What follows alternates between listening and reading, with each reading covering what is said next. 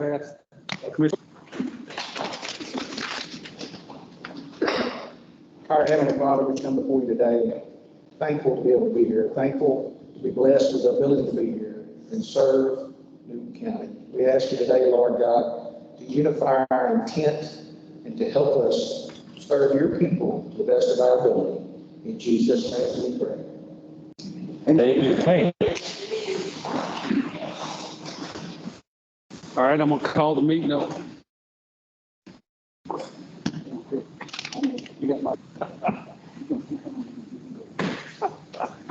All right, call this meeting to order. We have a quorum. I'd like to acknowledge all the guests here today. Thank y'all for coming. We have two that signed up, well, actually three that's asked to speak. We've got David Kelly, and he's asked on some different agenda items to speak. We've got Davis, he wanted to speak on some different things. And we got Mr. Carmichael. Do you want to go first? Okay.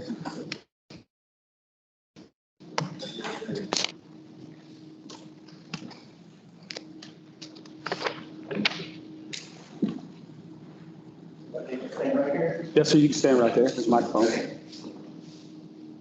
I've been coming up this lake since 1972 at Toledo Bend, so I've got a lot of experience with the lake back in the days. You couldn't see across the Louisiana, but only in the east-west overland. But slowly after the plus years now, the temperate thawing. There's a lot of people coming up here now in these big boats. I'm talking 26, 28 foot, and they're pulling tubers. 2 and 3 tubers, and they do a tremendous weight. Well, they don't stay in the boat line, but they think whether they're going to turn around is safe to do it. Because they don't see any timber, but they're trusting there's a lot of timber underneath what they're doing. Some of them get hurt one of these days. Anyway, they do these 360s out in front of the area where my pier and like 7 or 8 other floating piers are, and it's tearing the piers up. I showed them some pictures of what it's doing to my knee bracing on my fixed pier, and then it's also tore off some metal retainers on my boat lift. There's also some foam that came out from underneath one of the floating piers, 4 or 5 docks up foaming. And they have no regard for personal property. There's one of the neighbors here that's got about 100 yards of shoreline, and it's the wave action is starting to erode his shoreline. But I have a picture here. You can't see it, but basically, this is our cove here, and this is the boat land where they come out of this boat land and do 360s and go back this way. And if they stay in the boat lanes, okay, but coming out of the boat lanes is not good. So I contacted Lance Spacek, who's the game warden up here. He said, well, you need to talk to the county commissioners. If they're in agreement and they send something to Texas Parks and Wildlife, if they buy into it, then they ask the SRA to install buoys in that area. So that's the reason I'm here, to try to get this under control before it even does more damage or somebody gets hurt out there. It's not a good situation. Okay, and we have this listed as item 1 on the agenda, and we'll address that, when we get to it. So thank you for speaking. Okay. All right. Mr. Kelly? Okay. All right, Mr. Lewis?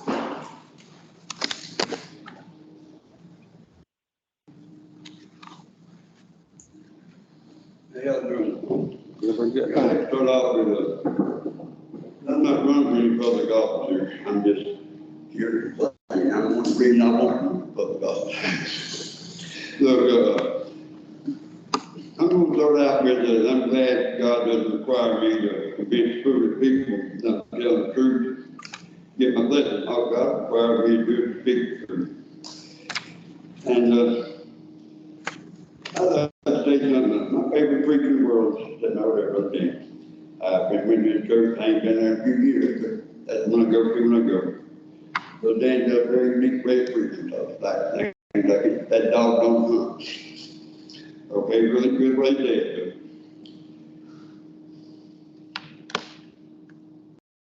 But I remember preaching about the end of days and talking about how people close to midnight. I think the clock's already timing. We're in the country to go. Okay. The only thing, Brother Dan, evil wings was about that good men stand around and do nothing while it's happening. I don't consider myself to be a religious man, Brother Daniel. I consider myself to have a good heart and care about people. And so the good people don't do nothing. No. Also, I'm the son of public executive. John T. Lewis was my great-grandfather, my dad's grandfather. My dad's dad was a Rolling Bone worker. Anyway, John T. Lewis bought Sam Houston in April 21st of 1836, 187 years ago. June 24th, 11 days now, my first wife, Lisa, had been gone for 30 years. I still think about her every day. And I do understand that good men have died for this country, that I love this country. To let you know that I'm willing to make that credit for my life in this country. If I have to, because I love this country. Okay? I'm standing here today to say that the tree of freedom must be watered with the blood of American Christians. Because what I love most about the American Christians is they would rather die on their feet than live on their knees. Just the way it is. This is not the country I grew up in. I grew up in the town here.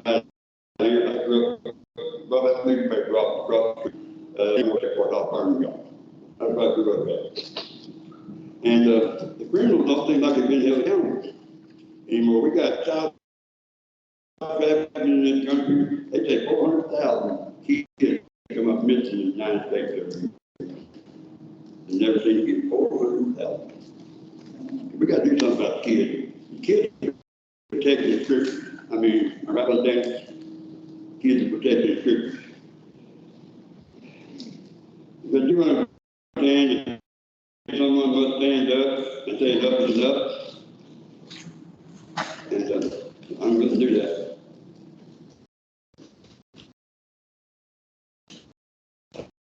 I mean, 2017, I got my first wife been gone. I got maybe 30 years, 11. Look at me.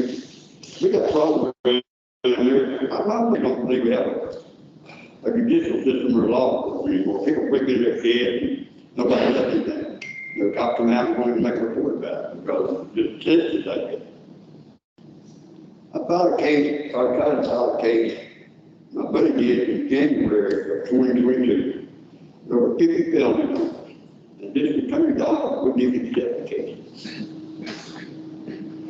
I mean, I came back I didn't have about 12 felonies on the person. He served 8,000 calls, or 25 on me. I got my money back a year ago. Just because I'm not up here taking my money back. I got my money back. I'm up here because we need to, my case is about protecting children. And our district attorney won't stand up for our children, we're ever standing up for. I mean, they got a case coming up this week for 2 days now in Maybury, where people that started for $10,000 from me, Craig and Casey Williams, have been testifying against this thing. Okay, they started vehicle in Galveston, and drove up here to this guy's house, and he got disassembled this guy's house. He didn't know what to do. But they did. Now they got that walking away. Mr. Lewis, we're allowed 5 minutes. I'm gonna give you 1 more minute, sir. Okay, well, And not call names.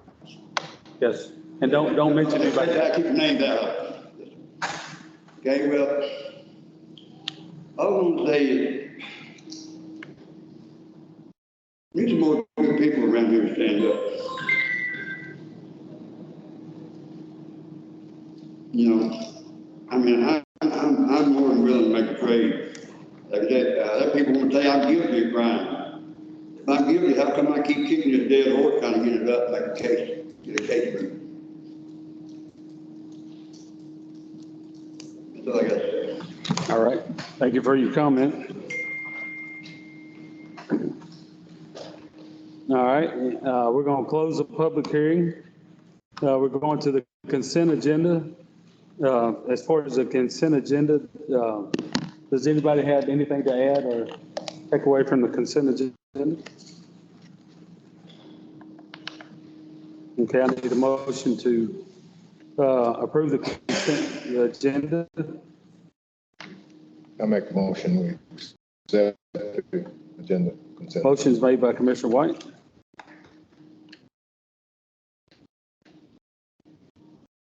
Second. All right. Now we're going to deliberate and consider action on the following items. Item number 1 is deliberate from Parks and Wildlife to add a no-wake buoy in the waterway directly adjacent to Indian Creek area.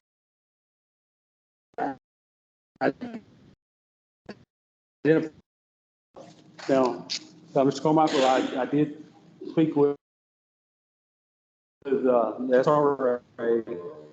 I spoke with Stephen Doherty,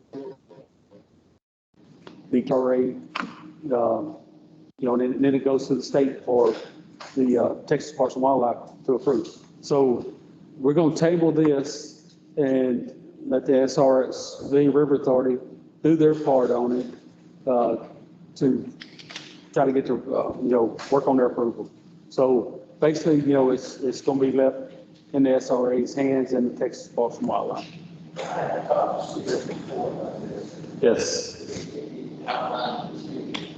Okay. But basically, Stephen was telling me it's a 2-part process that involves the county and the SRA, because they handle the waterway, navigable waterway, and basically the counties handle the roads and stuff. So. I was going to give him a copy of that. Okay, so we're going to table item number 1, pending, word from the Sabine River Authority. So that's where we're at on it now. So I need a motion to table item number 1. I make it. Motion made by Commissioner Benson, A second. second by Commissioner White. All in favor? Aye. All against? All right, we got a commission presenting the 2022 Distinguished Service Award to the Newton County Historical Commission. And we have the award here. This is for everybody to see. And it's Texas Historical presents its 2022 Distinguished Service Award to the Newton County Historical Commission in recognition of its active and well-balanced preservation program. So, John, do you want to speak on that? John and Terry? Y'all want to say anything? I know, but do y'all want to say anything about receiving an award first? Just that we never know what the criteria is going to be from year to year. So we just do our thing. We just work, do projects that we think Newton County needs. And then at the end of the year, they send their questionnaire. And we present it, fill it out, and present it to the state. And cross our fingers and pray as we send it in, push send. And there you go. Yeah, another thing too, is our year-end report. A lot of that's based on what you've done during the year, and that report is most critical. Helping them achieve the award. Right. I think it was 85 that received that this year, out of several hundred. But we've been very fortunate. Got good volunteers, Art, Terry, Pam Wright, Johnny Miller. pull through. Provide backup, necessary input, so we can have a good year. We're looking forward to another good. All right, I want to thank y'all for your.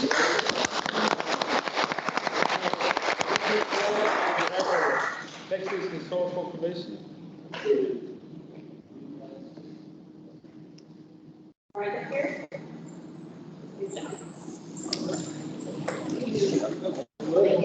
Good job. Thank you for your hard work. Thank y'all. We'll have to move this paper.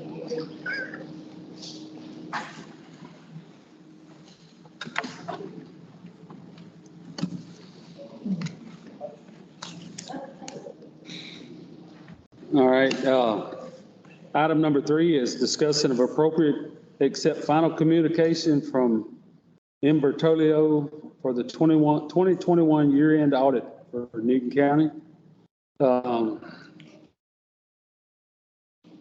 So Milton, he was supposed to show up today. I think that we have some receivables for TDM. He's trying to add back to the 2021, so I haven't heard anything from him. So we're going to table this item. So I need a motion to table final communication from Milton Bertolio. Motion made by Commissioner Fomby. A second. Second by Commissioner Powell. All in favor? All against? All right. Item number 4, we have Travis Parker and Darrell Williams requesting to change a section of County Road Cottonwood to private road in precinct. All right, Mr. Travis. Thank you, Commissioners, Judge. I have a few papers here I'd like to pass out to y'all. Thank you, sir. Yes, sir. Again, thank you, Commissioners and Judge, for the opportunity to present this item. I know Darrell in front of y'all a couple times before.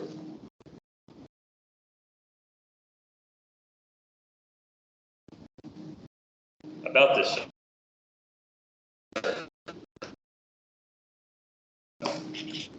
section, we were in section 251.052. Now we're asking it to be a private road, which is section 251.010, which basically states that we can make it a private road if we have 10 foot wide, free of the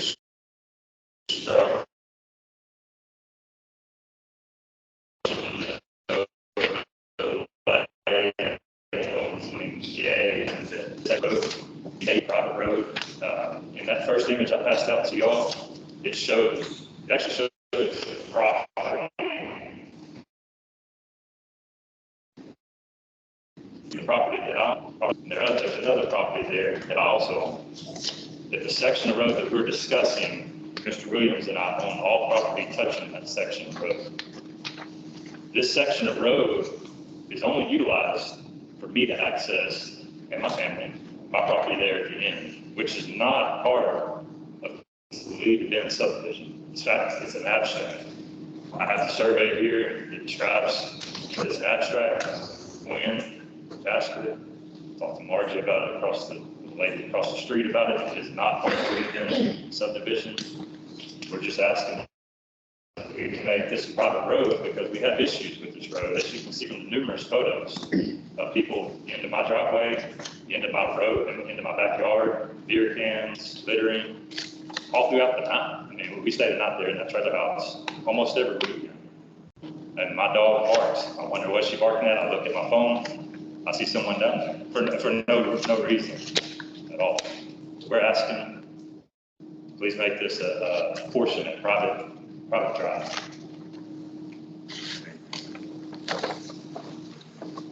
No, I don't really have anything else to add. I mean, it's pretty straightforward, you know, like I say, we're the only property owners.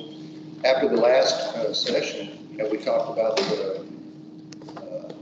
another instance where the Commissioners Court agreed to make a private road on 2034, where it was Mr. Simmons and Mr. Powell or your families. I went by there and looked at that, and I can certainly agree why you requested that and why that permission was granted. To me, that was the right thing to do. We really believe that our request is very similar to that one, and that nobody has any business on this little short section of road other than us. And another thing I didn't mention about this photo, I'll explain the 5 red circles down there. Those are cul-de-sacs. Those are designed for people to do what you see in the photos, turn around. This section, there is no cul-de-sac. It was not designed to be developed. It's not designed to drive down. The only reason, the sole purpose of this section of road is for me and my family to access our property, which is not part of the subdivision. That's the only purpose of this. Even Mr. Williams' house, the 911 address is Woodcrest. Even my yellow trailer house, the 911 address is Woodcrest. It's not Cottonwood. This section is only for me to access my point. I know at the last Commissioner's Court that we were present, the fire marshal made a point that, you know, we didn't make this accessible. It's the county's job to make it a 911 accessible. You can see from some of those photos, there's a boat, not my boat. There's a truck, not my truck. There's a trailer, not my trailer. Mr. Williams called the sheriff on an RV, which is not our RV, blocking my property. My property caught on fire about a month ago. They had to access that. If we were allowed to make this a private road with a gate, because 911's going to have to go through a gate anyways. My property at the end has a gate. They would have accessibility, and we would resolve all the issues that we're having. So we're talking 191 foot? We're talking 63 yards. I mean, Okay. I shot an elk last year at 60 yards. This is not very far. So the picture you see in there, I actually measured from the chain link on his gate to the intersection of Cottonwood and Woodcrest. Now that's, you know, I don't know exactly where the road intersections starts and stops. So on these photos, are all of these pictures, dog carts, side by sides, pickup trucks, are all of these of people other than yourselves using that as a turnaround? Correct. And are The only picture that you'll see in there is the one where the tape measure is, that's my part there while I'm taking pictures. But I mean, Mr. Powell, that's just a section of my email photo. I could have printed hundreds of those. These cameras have been up for a while. So they're actually turning around on your property? Well, even going down to the lake on the property. Yes, sir. Yes. Oh. Typically what they do, you tell from the picture, all these pictures are taken from the road looking at the gate. They swing wide into mine. Wide as they can. Because there's a rest out of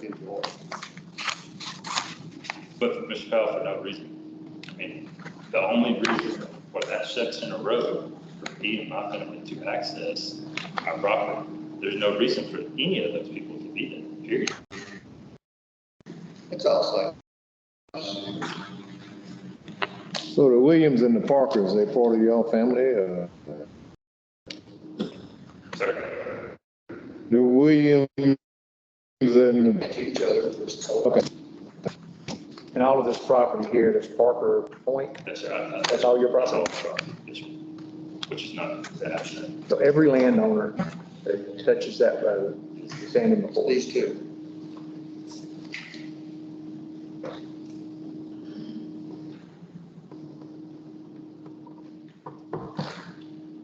What do you think about that, Commissioner? Well, that land was donated to the county on a road for a subdivision, for all of that subdivision. And yeah, when that road was blacktopped, it might have not got a turnaround down there because it may have not got enough money to make that turnaround down there. And you have to realize about 20 feet on each side of that road is still county property. We're not asking for it to be non-county property. I think if it's still private, it's still Civil If County. we do, I mean, I don't know what I feel about it. I don't have to sit up and tell y'all how I feel about it. I just don't think this is a place to put a private road sign. I just got a bad feeling in my gut it's gonna set a precedent, stuff like that. Well, we reread the, That who's saying that these people here get all these signatures here also to do the same thing? I mean, who's saying that that's not gonna start something up there? Can I comment, Judge? Yes. I think the answer to that solution is, if that was to be the case, Mr. Parker's section of road he was using it to access his private property, which is not part of the subdivision. I know last commissioner's court meeting, that was a big thing. This is the subdivision, this is the subdivision. This section differentiates from every other section out there. Still doesn't matter. It mattered at last meeting. It's still, you could get all these signatures of all these people and do exactly the same thing that you're talking about doing. I guess if that case happens. if everybody wanted to do that. Absolutely. The court agreed with it, then, okay, but I doubt. I just think that this subdivision was put there for a reason to make all these roads was signed a name, okay? And I just think that's the way that it needs to remain at Toledo Village. I mean, that's my opinion. We never know what's gonna happen down the road, and we're facing this every day. There's 1 or 2 times a week I get a phone call in my office about a private road. And I'm still asking myself, why in the world did the county make these private roads? Because what's happened is these properties are being sold off by the hundreds around here. And these people do not understand why they don't have a water well, why they don't have electricity, why they don't have curbs on their road, why somebody ain't out there with the drainage department. And all of that, we're going through all of that right now as we speak. And this property, you can sit here in front of me and say that you're not gonna sell that property. I get it. But I can assure you there's somebody will walk up there one day and you will not own that piece of property. Okay? I don't agree with that statement. I disagree with you. Or our family. I I disagree. can tell you I've been all. Everything's for sale. No, sir, not with me. So let me ask you something. If, would the property owners that touch this road, that they'd be willing to sign a document, have it notarized that if at any point they ever sold the property, the use of that road would transition to the new property owners? Absolutely. That would be fine. Well, you have a petition, here.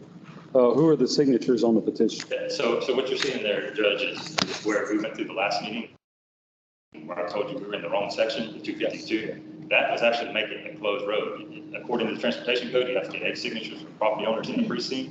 You also have to post it at 3 locations. We did that. We posted the ladies across the road, online, at the post office, and at the Roost. We went through that whole process last meeting. And then last meeting, we realized that we realized that, hey, we should make this a private road. That's what we're here to do today. I understand Commissioner Fahmy's concerns. I totally get that. I understand that there's concerns out there with other private roads. I'm not here to speak about those other private roads. I'm here to speak about our private road. And we have legitimate concerns there. You see them in photos. Those are legitimate concerns. So to answer your question, the signatures on that petition, I gathered all of those, and they're all residents in that neighborhood, with the exception of one, I think, that was in Tall Timbers, which I have another property. I got a question. Yes, sir. According to section 25-1-010, Yes, sir. if this is a third-class road, you can put a gate on there if the Commissioner Court okays and keep it a county road. Yes, sir. So you mentioned that at the last session, and I think there was a little bit of discussion that we didn't think that we could do that. We reread it, and I think you were correct. I don't believe the Commissioner's Court has to close it or make it private, but you can still grant us permission to put a gate across it. That's really what we're asking for. I mean, we don't want to take any rights away from the county. That's basically what they did out behind the high school. Put the gates during school hours, the gates closed and then I guess it's opened up. They did that in Louisville. That was for homeland security. All right. And that would be fine, so. Now, I see no problem putting a gate up. We got to leave it so 911 to get through there for everybody else. Absolutely. Be inconvenient on you because you have it open and shut it. Yes, sir. Well, you'd have to give access to Toledo Bend Fire. Yes, So you got Mr. Which they have access through my gate already. Brooklyn Water, Yes, sir. So, We have a motion board. So you just don't lock the gate, correct? Put the gate up, but you don't lock it. It's not that you give people combinations, you just don't lock it. You just put a gate up. I think You dummy lock it. That's what they do a lot of times. we're fine with not locking. And we have. Personally, myself, I put a gate up and say, not a through road. so basically, we need a motion, one way or the other, to either allow them to make it a private road or put a gate on it. So, Either way is fine with us. We will take into consideration. so, does anybody want to make that motion? So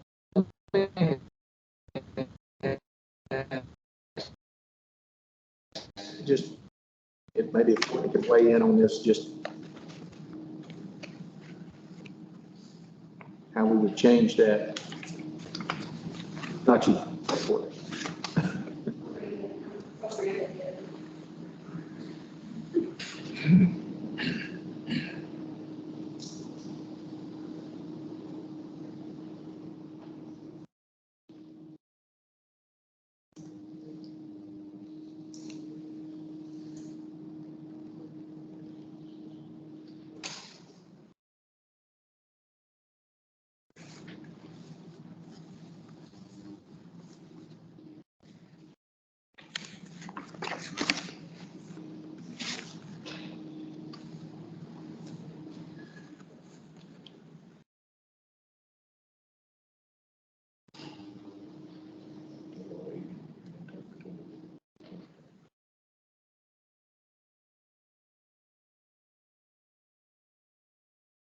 Come up with a consensus that on this matter, the way that it's worded, you would need to just pass, not table it, but just pass it and reword it on the next agenda to approve it of the gate, if that's the option you want to take. Because if you put up a gate, see, it's not a private road, it's a county road, it's a county road. Put up a gate, it continues to be a county road. And the gate must be accessible at all times to be able to be closed. So, you know, if you choose to put a gate on the road, the gate has to meet specifications that are laid out in the code. And the commissioners will have to actually approve the gate as long as it's a classification of the road and a specification of the gate on the road. So, with the way that they put the impact to the right. So what our suggestion would be, is like Ms. Gordon said, if you want to put a gate, consider putting a gate on the road and keep it as a county road, then it would have to be changed on the agenda. So that's the correct wording that you feel like you want to have on the agenda and then approach it to the next session. Could I ask a question on that? What differentiates from making it a private road today for the agenda versus just putting the gate across there? How does that, what's the difference? Private road, does that mean that the county no longer spends any maintenance money on it? Is that the way that's gonna work? Yes. Wouldn't that be to the advantage of the county? And as well as, like Commissioner Kyle suggested, at some point in the future, we could reverse that. We're fine with that. We really just don't want to come in here and waste the commissioner's court any more time. TxDOT pay, to answer your question, TxDOT pays us for every inch of road that we have. We get funding from TxDOT.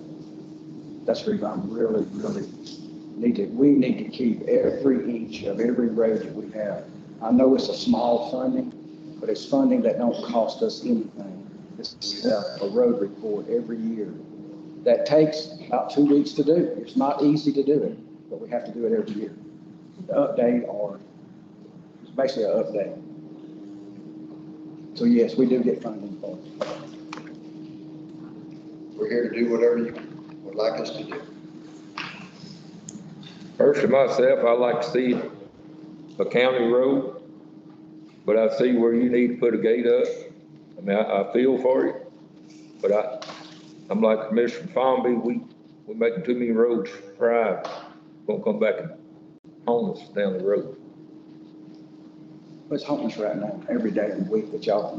understand, in certain situations. It's on a much larger But- scale but than in what this you're saying. situation, I don't see where that would be the case. Well, neither does anybody else that calls on the telephone. When this property has been Right. there, my family, well before the lake, well before the lake. So do we want to pass on this till we get the proper wording on the next agenda? So do I need a motion to pass on this? You just take no action, if you're planning on doing the gate, just take no action and move on to the next item. Okay, all right, thank you. Come back up on the next agenda, and I don't think it is. So just take no action and move on to the next item. Okay, so we're going to take no action on item number 4, and we'll revisit it on the next agenda. Thank you. Thank y'all. All right, item number 5, we're going to discuss and consider. I'm sorry, vote to take no action. Oh, okay, I guess we need to vote on taking no action. I make the motion that we In take. favor? Well, I guess got a motion to, No. No action, no action. No vote. that's what I thought too, there was no action. Hey, y'all be quiet, little thing like y'all don't want to move in. No. Okay, all right. Item number 5, discuss and consider authorizing GLS to advertise for bids for the 2016 GLO DR 4266 road program. It's GLO contract 18-535-0008279. And Mr. Nick? This is the 2016, part of the 2016 floods. It was housing money. We moved back to infrastructure. I visited with all 4 commissioners, showed them the plans, made the required changes, the things we talked about 10 days ago. This is authorization to go out for bids, advertise for bid, as well as online.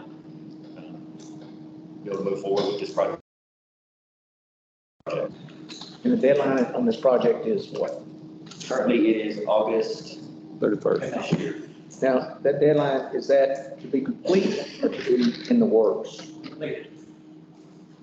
And you're filing for an extension? Yes.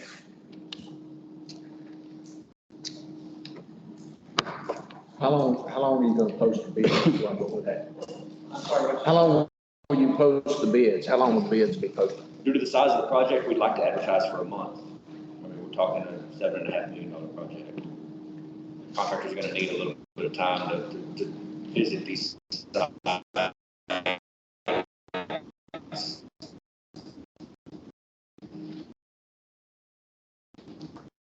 First, say, So in, we can be in the Kirbyville paper next week, next Wednesday. It runs every Wednesday, cut off deadlines to get in are Mondays, so we can't get in the paper this week. Start advertising next Wednesday. Open bids. so we're gonna file for 6 months? 10 months. We filed that early in the year, though, didn't we? We've already filed that, correct? We have reached out and started coordinating. With. And did reach out yesterday after that. That's. My intention would be to be in the paper on the 21st and 28th. Open bids approximately the 18th of July. And then if y'all have a special meeting the end of July, you add that meeting to it.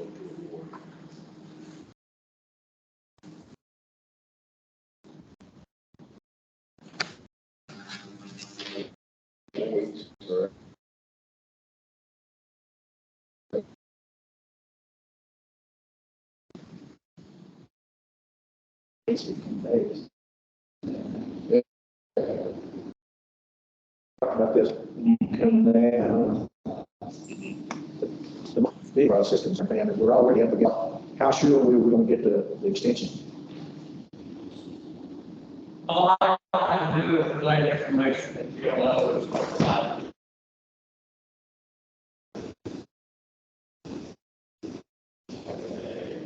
GLO says that they are requesting extension at this point in time. Bottom line, until you have it, then it's just under. And so it's like, it's not a surprise to all the stuff we're getting out of that we're gonna be.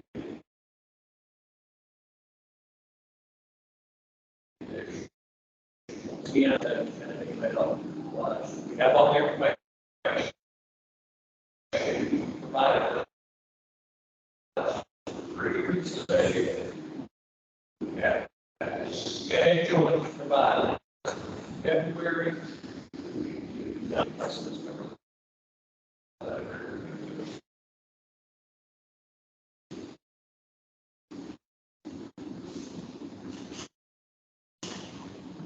If you could open bid. After being around July 4th. You have to open bids the 6th or the 7th, get on y'all's next, you get your second Wednesday, second Tuesday meeting. Have a special, Now, we can have a special. We can have a special. That's to open the bids. So my concern is, I spent $2 million, we all think we'll get the extension, hope we'll get the extension, but no difference between, if they get into this and they're not through before the end of it, I don't know how that impacts the grant. If it runs over, how would that impact the grant? As the grant stands right.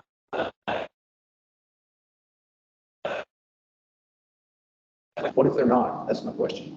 If they're not work sixes at that point in time, and will submit a request for the work that's been done up to that point. They will not pay for any work to be done after the end of that contract period. I don't get a contract anyway.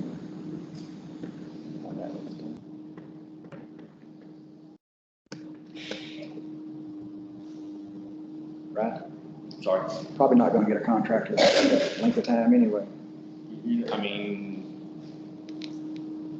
No. it'd be hard to press to get much work done. Process, mobilization. Most of these contractors have full plates at the moment. I was just saying.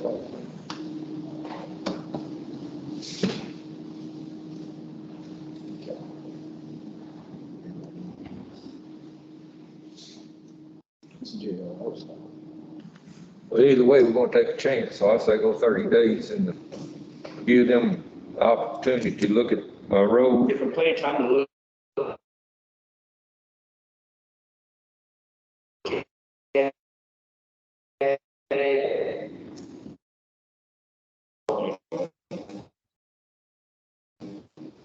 Nate, What happens if the same thing happens?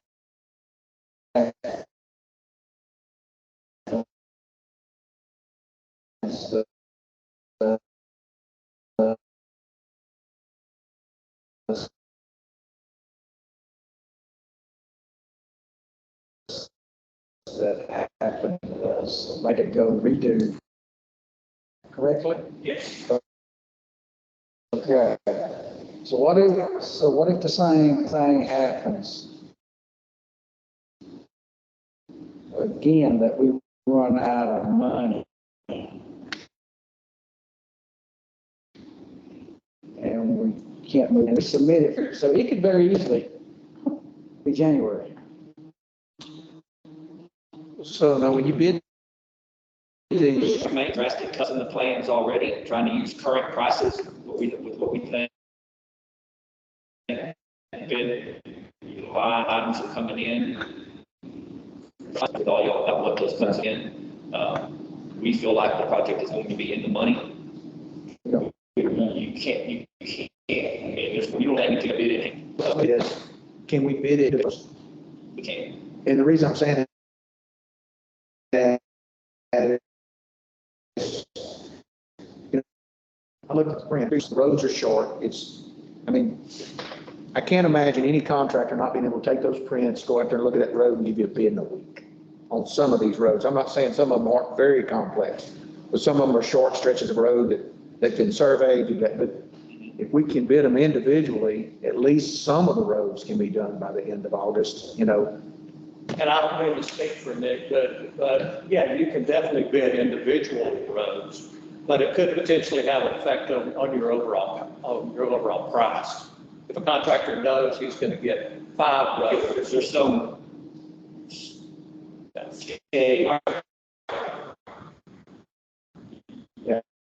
you get a base packet and then bidding the other roads as alternates. That's an option as well.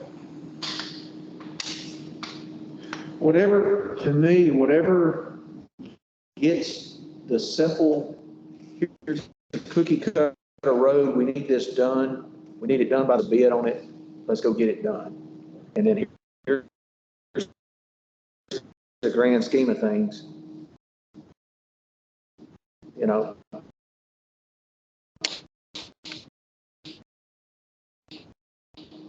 The total scheme. So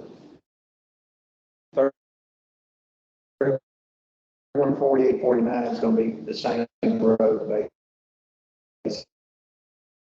basically, and the other 2 are miles apart. It's just with the paperwork, and it's very simple. All right, so we need a motion to authorize GLS to advertise for bids on the 2016 GLO DR 4266 road program.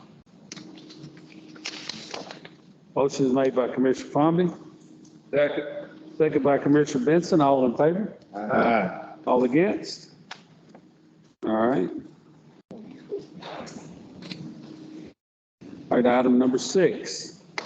Discuss and if appropriate, approve to go out for annual bids for road and bridge materials and fuel. So that's Sherry. Yes, this is something that we do every year, to go out for the annual bids for the road and bridge material and the fuel. And if it's approved, we're going to, that's paper.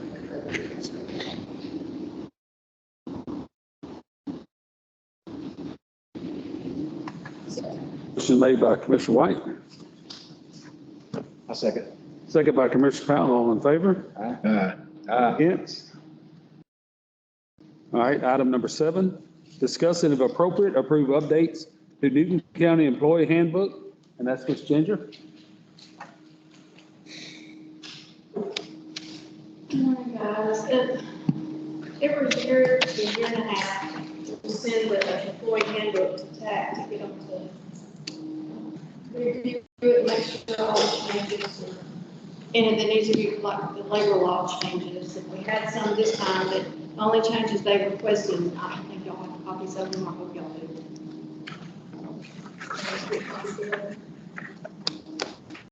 It's on your iPad.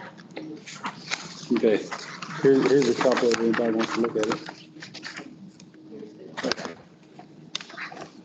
Got them highlighted.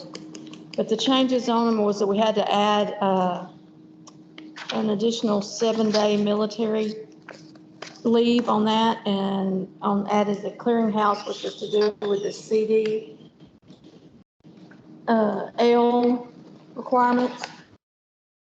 And then the other one, it was a little, it had the new hires just coming in on the regular day they were hired, but for us to get everything in process, go through the process of hiring a new hire, we need them to come in the day before, because they're not actually supposed to work until they're in the system. So, and that gives it, it's just a little matter of changing a little wording. So are we going to reprint handbooks and hand them out? No, I'm going to print these pages and email them to the department heads, unless y'all want all of them. How many times have they been changed? The last change was September of 20, wasn't it? Of 20. Might be time to do that, huh?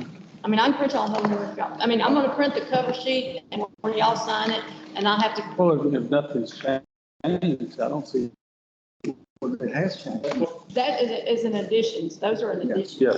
And None of their whole They properties, changed, they they haven't changed changed. in 2020 and that changed in 23. There's two changes. But any, no other changes. I was gonna email these to the department heads. so all they have to do is just add that page to it. And we took, it's not, it's just gonna change the sections. But normally just send it to TAC, or I'll discuss it with Courtney to get the, make sure that this is worded right and all that. I mean, we can do it every year if you'd like, but I mean, if there's no changes, then there's no need to keep reprinting. So the employee handbook is the guidelines by which we hold employees accountable to a certain degree, right? So most places where you work, you know, each year you renew your understanding, or you verify your understanding of the rules and regulations for the company you work for. That's our rules and regulations, whether it's social media at work or whatever it may be, right? I mean, we have those policies in there, right? So when and if someone's ever held accountable, they can say, well, I didn't know, I hadn't seen that. And unless we do that on some frequency, I don't say every year, but on some frequency. Well, every new hire gets them, and every elected official that comes in, anybody new has to sign off on those. And if there's changes made, I have to bring that to court. Right. And get it changed. And I discuss it with our TAC legal, and I also discuss it with our DA's office. I mean, I'll do it whichever way. If you want me to print a whole new and send them out, or I just. Well, the cost of printing a new one every year, we could take and every year, you know, reaffirm the commitment online, you know, have a page online that can be printed out. I have every a year page that- that they can, you know. Maybe every commissioner just needs to have school one day and go through the handbook with them and say, this is what's changed and what ain't changed, and then to sign off on it. And it's more than the commissioners, every department, Right. right? But, you know, so. Well, we're more acceptable. Something. It'd be good to have the last revised date on it somewhere. Yes. I think that most of the policies have that last revised date. Yes. That way when we, At the end of evidently y'all haven't looked at y'all's employee handbook. Yeah. There's a page that says the addition and deletions on those. And there's a time that's on there. Those, no changes have been made to the 2020 one until now. Yeah. These will go either, if they want to insert them into their pages, the page numbers aren't on there, it's by sections. And I've printed, you know, those pages that are going to be in places, may change the next page wording or anything. We fix it for be the same, you know, so we can just insert that page if you want to. But where it's going to be inserted on my main copy that I have is, it's going to be at the additions or deletions at the back of my employee handbook. So this is what happened in 2023. Well, you got it memorized. No, I don't have to, but I have to look at it. You put the amendment page in the back, but you update the book where Yes. it goes in the book. Yes. My point is, each year, every department head should sit down with a group and say, let's go over the employee handbook, go over it, and then have everybody sign a piece of paper, turned into HR. Yeah, yes. I believe that. Yeah, I think it needs to be documented every year. So can you put that in employee handbook? Yeah, we need another. Well, if y'all want to do, that's what y'all can do as a Need department another head, amendment make to sure the- that. No, but you need to do it. I will, I mean, I'm a department head. And then I'm gonna come around with another piece of paper that's on the next page, in the page in the handbook, it's got where I give it to each one of y'all elected officials. And y'all have to sign that, but y'all got one changed. And the original one, it stays in my office, but I'll send y'all a page of that page also. too. So we're signing all this, but what part do we have to make sure it's being followed?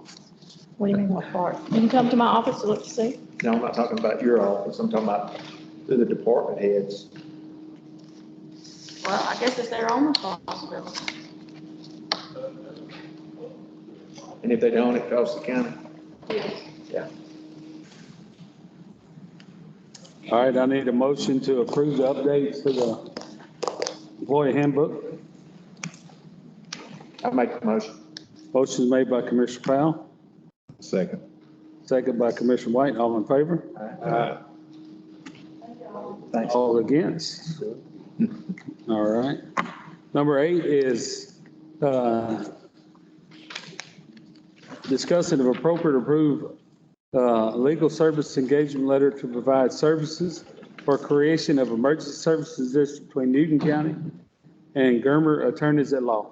Basically what that is the law firm that handles the paperwork for the emergency services district. What I'm trying to do is create an emergency service district for entire Newton County, being paid for by 1% sales tax to help provide ambulance service to Newton County. So, the law firm that's handling it, they quoted me a price of $1,500 to $2,500, but, as far as the contract to approve, the court has to approve the contract. So basically, anybody got any discussion on? Yeah, you think you're going to enforce your sales tax? Emergency Services District countywide for the 1% sales tax. Basically, it'll be Emergency Services District that's not being paid for by the landowners and taxpayers. It will be on some of them, but it covers everybody that drives to the county, stops at a store, buys whatever they buy. They pay additional 1% sales tax. Basically, it's a penny on every dollar they spend. So, and that money collected would be utilized to create or help keep an ambulance service in Newton County.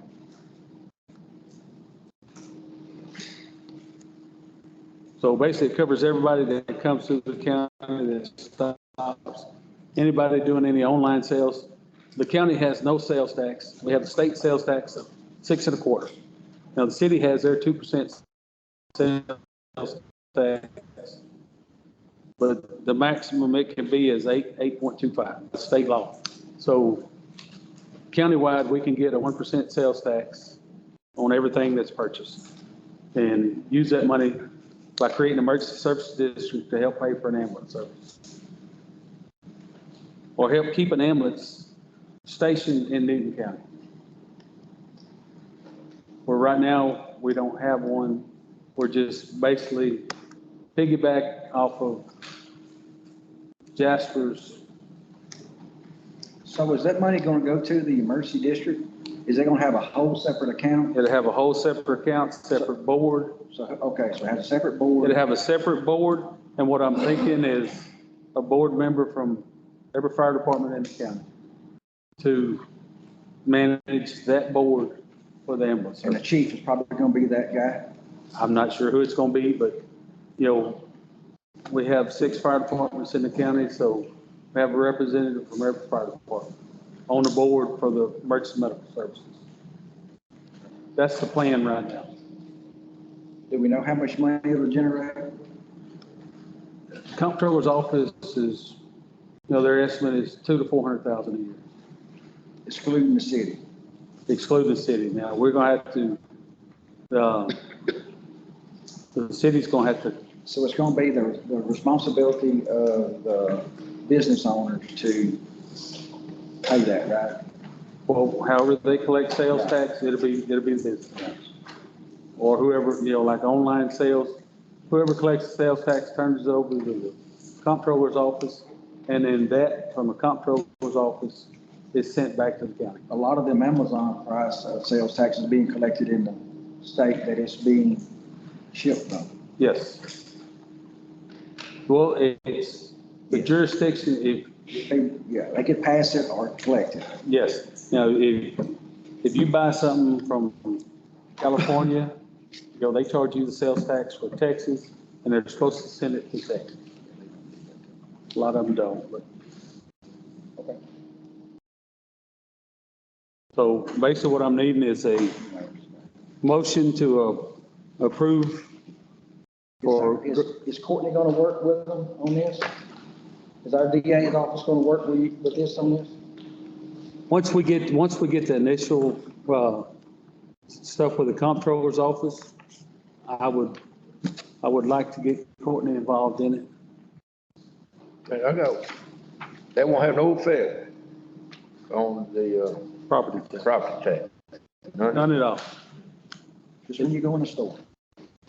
When you go to the store and buy your soda water, it's gonna cost you a penny more. Well, depending on the price. Penny per dollar, it costs you 1 cent more per dollar. So the way that I read this item is that Gerber is gonna help get this started, get the petition started, do things that we need to do, and I guess because it's not my expertise, they'll step in and they're gonna advise the court. And so approving this today is only approving contracting with them to advise us on it. And I would think that they're gonna need to bring it back to the court at some time to approve actually going out to make a new ESD. And so approving this today isn't gonna be creating the ESD, just working with them to advise us on how to do it. And I guess that would be at another meeting that they would come and tell us what all we need to do or what's gonna happen. But just to engage with them in the meantime would be today's item. And I looked and, because I don't know a lot about ESDs. I've looked it up before, but it's been a few years and I have a whole file on it, but I was concerned about overlapping. You know, if we've got individual ones, you know, how's it going to affect any funding for our individual ones and overall one? And the Health and Safety Code says that they can't overlap as long as they don't provide duplicate services. So if the countywide ESD is doing ambulance and the others are doing fire, it's permissible to have overlapping ESDs. So anyway, I don't know if that helps clarify, but you're not deciding today whether you're going to have that ESD. It's to engage with Gerber to advise us on ESDs and how to do it. And it has to go on the ballot and it has to be voter approved countywide. So it's not something we could create. It has to be voter approved. Yeah. So the cost associated with hiring Gerber, is it going to include getting us through the election process? Yes. And getting it on the ballot? Yes. And all that, because it seems like it could be more than that based on their hourly rate. You know, like $3.50 an hour. Yeah, based on, from what, I had a meeting with them, you know, they would get everything set up, get the petition set up, get us the paperwork to get it added to the ballot. And, you know, if it's approved, you know, they would work with us to get it set up. So, and I'm sure this is just the initial phase to get it on the ballot. Well, I just want to make sure everybody's aware that like what their hourly rate is versus like the estimate. Oh, it may cost somewhere between $1,500 and $2,500.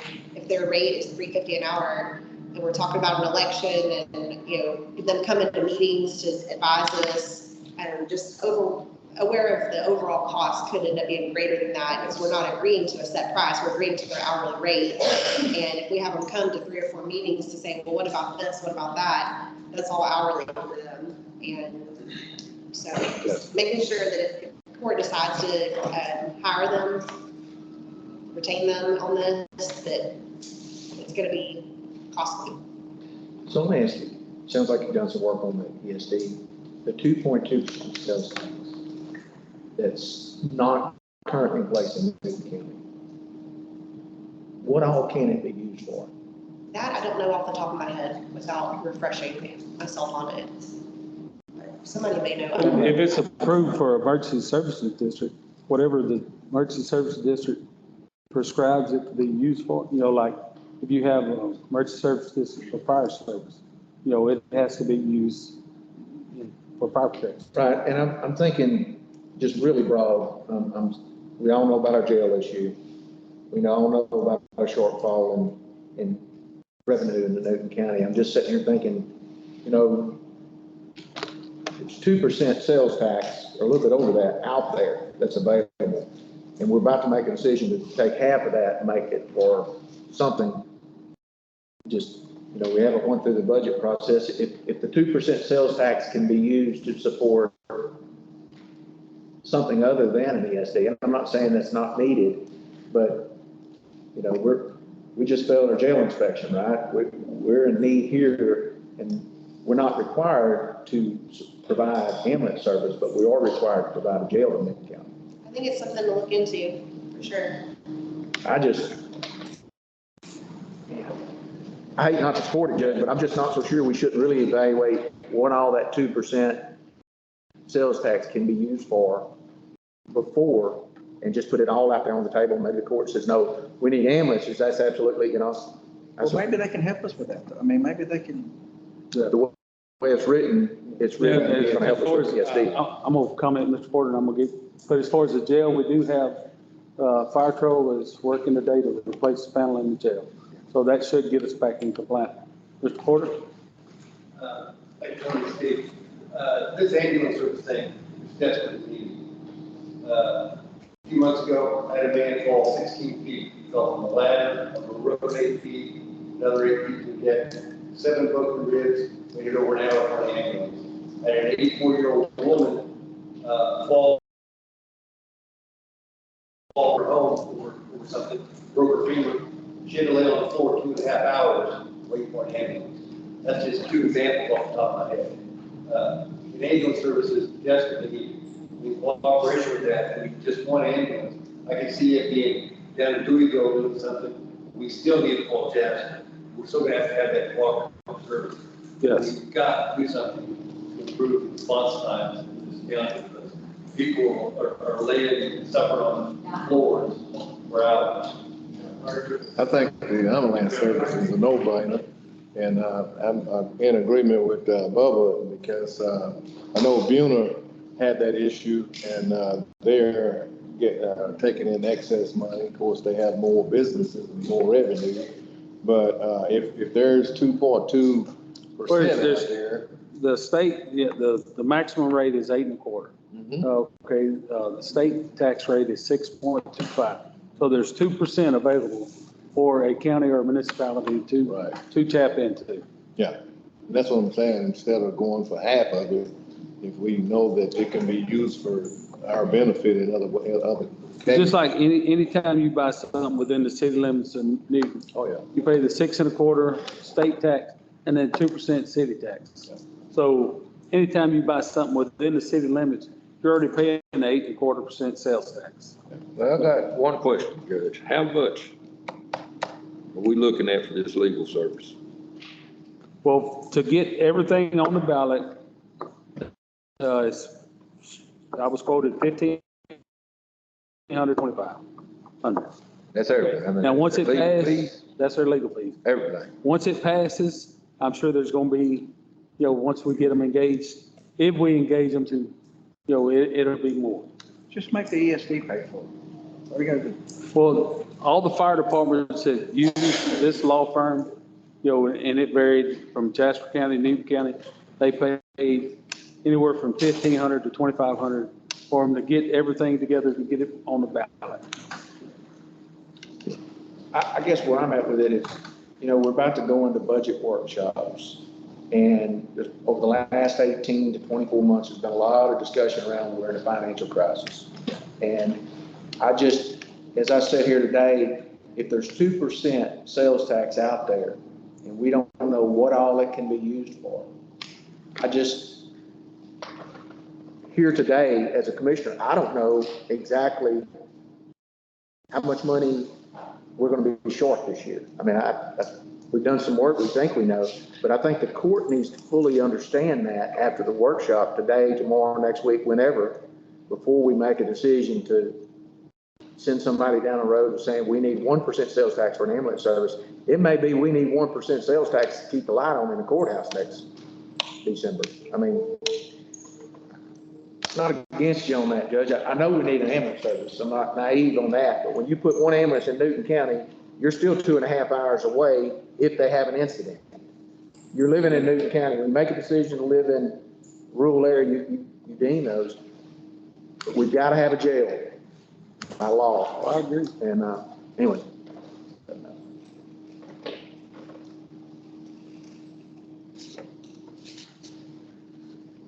Can't they tell us what all they could be useful?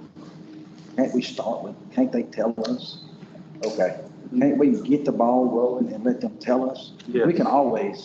This is to get the ball rolling for creating emergency service It's district. gonna take, what, a year to get it going? It's gonna take a next year election? I would say if we get it going, it could be on November's ballot. Yeah, it ain't gonna take long. It won't This take is, long. this is written to give them, to give 1% to an ESD. No, I know, but we can always redo that. You can't redo it on this agenda item. No. Well, it doesn't say, Don't say one. it don't say 1%. No, it don't say 1%, it says. It just, You give it to an, yeah, that's the one thing that is missing, but it's. It says to legally engage. Yeah, it's just. Germer Law Firm. Yeah, so we can, Creation of an emergency services district. yeah, don't say anything about anything, yeah. So the conversation can be made. Yes. I'm gonna say we need to start somewhere. I agree. I don't, Get the ball. that agenda item don't let you start somewhere. It makes you start with them creating a sales tax for an emergency service district, right, Courtney? I agree. It doesn't say, go out and tell us what all it can be used for. It says, go out and create 1% percentage for an emergency services district. Well, there's still 1% left on the table for the county. And a lot of the fire departments are already working on it on their emergency services district, trying to get that, some of them are trying to get the full 2%. So once, if that's approved, that takes it away from the county. Because emergency services district's already got it. So against the sales tax, I'm just. I know, I left 1% on the table because I thought, because a lot of the ESDs are already working, trying to get the sales tax for their fire districts.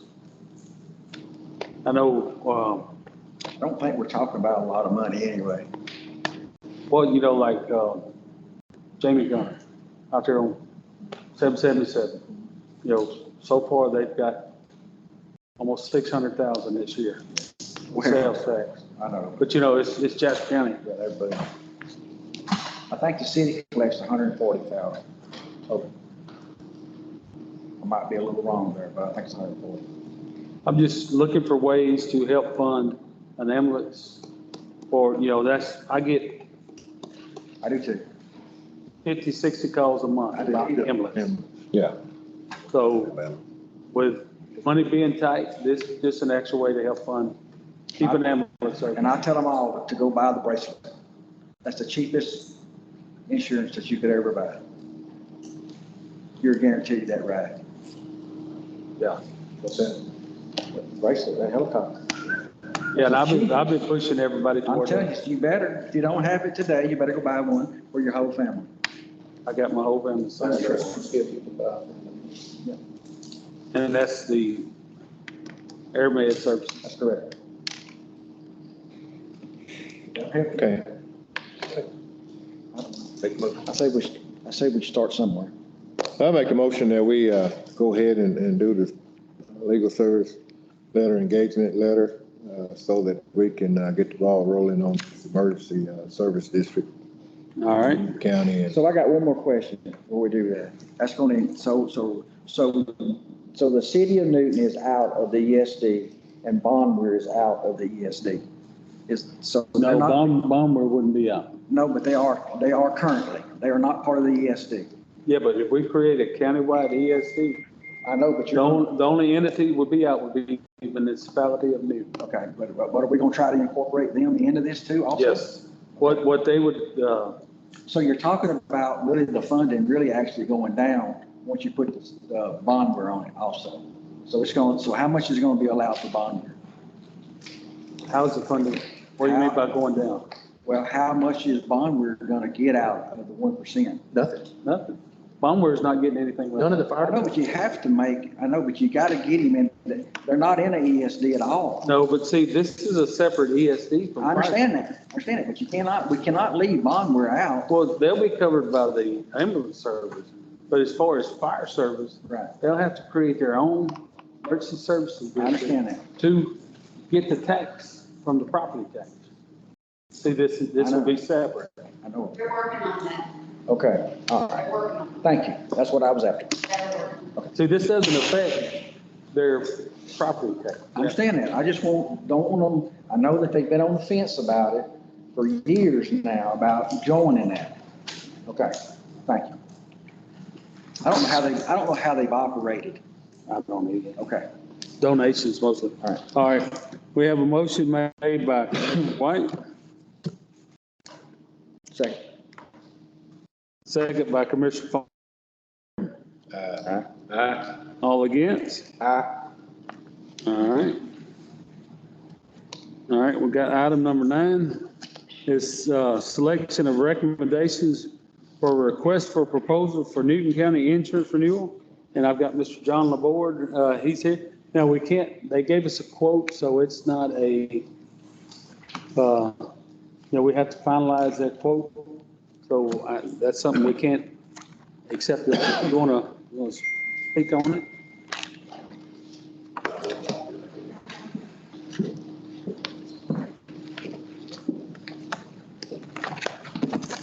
Good morning. Your Honor, Mr. Commissioners. Thank you. John LaBorde and Lauren Young, present for Risk Services of Louisiana.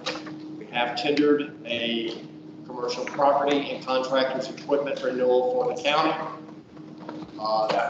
That was submitted on Thursday the 9th. I believe y'all are being passed around with copies of this.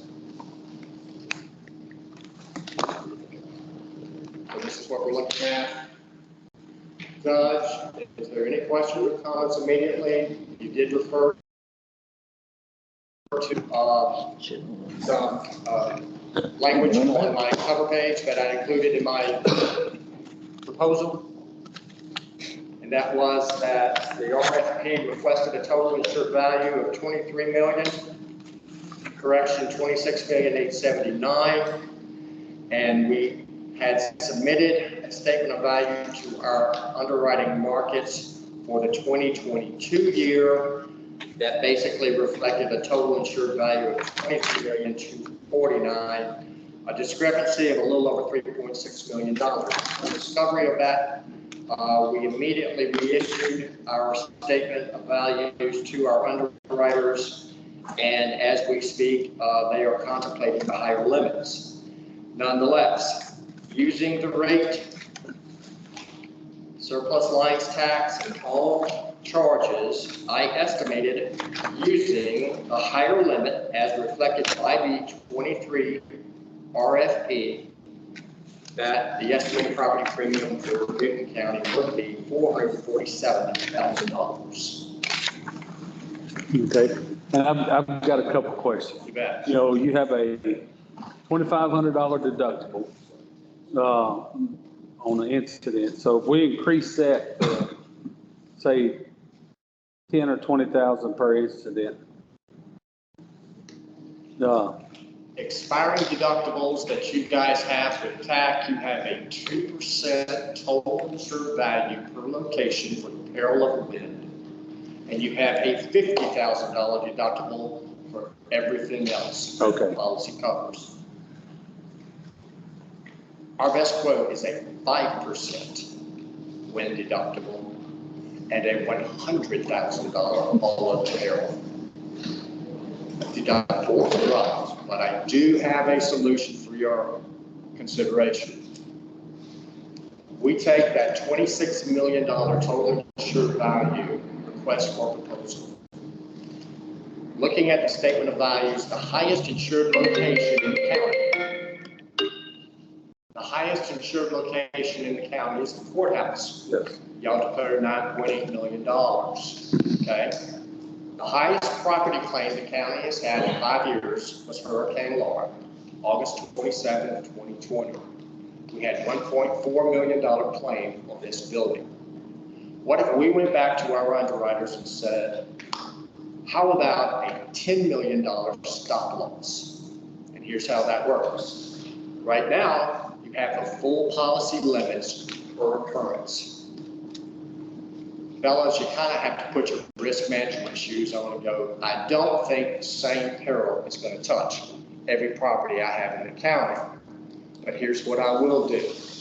I will insure the largest insured location that we have, okay, for $10 million. You're basically saying instead of a $26 million per occurrence liability, let's go with a $10 million, all right? We had Hurricane Laura, it was $1.4 million. That was the only property claim the county had from that storm. There's been some other minor wind events, but that will possibly be a solution. Did you understand where I was going? Yes. Instead of the full 26, We cap it at 10. how about 10? How much would that be? So that would reduce the property insurance. That would certainly help. Another observation, if we may. We requested and received a copy of the current county coverage and contributions that they have with TAC, all right? This was received after the RFP, so we pursued the limits requested by the RFP. This is your current policy. TAC is actually covering Newton County, and they do have it scheduled. TAC is actually currently covering Newton County for $16,600,000. I'm quoting $7 more million. Okay? That's different. And I'm quoting replacement cost across the board, replacement cost. TAC is covering the courthouse for actual cash value, and the Powell Hotel, which is a $900,000 location, for actual cash value. You understand replacement cost versus actual cash value. Actual cash value's got depreciation. Replacement cost is how much is it going to cost to rebuild it?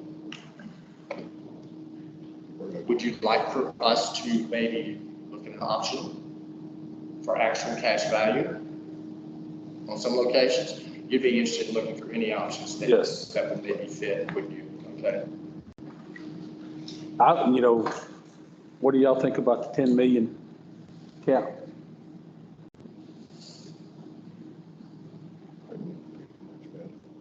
I'm just asking for opinions here.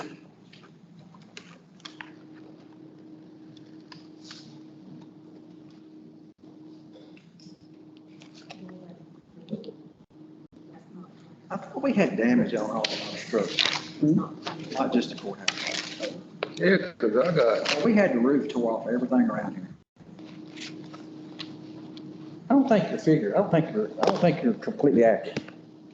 There's numerous, they're all closed, but none of them are, Well, somebody didn't do their paperwork right, because we had the roof tore off everything around here. Okay. These loss runs are valued as of May 28th of 23.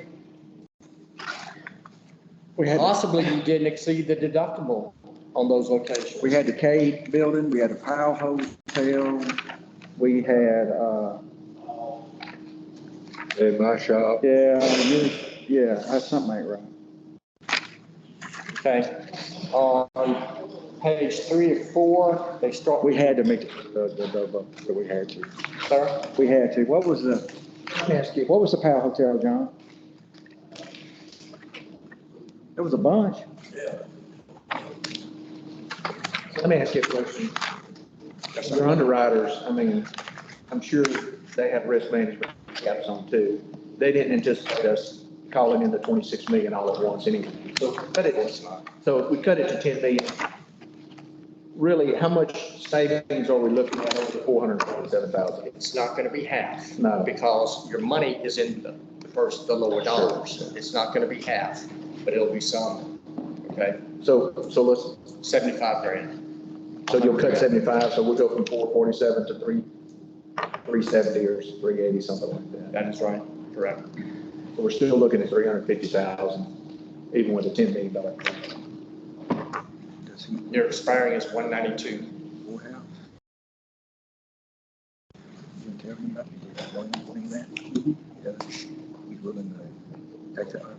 Commissioner Fonda, there's some loss runs that's published by your current property carrier as far as damages and locations. I seen something about inland marine. That is correct. What is that? That's your equipment That's the equipment, the maintenance, for the county, for drainage, for improvements, for roads, grading. It's not your auto, it's your Kubota equipment, your John Deere equipment. That's also included in the request for proposal. And it's about a $3.9 million total, insured values. And we are tendering a pretty darn competitive renewal on that of 20 grand, which. I just wasn't sure, when I read it, I wasn't sure what you meant by the inland marine. It's equipment, just a fancy word. Okay. Equipment.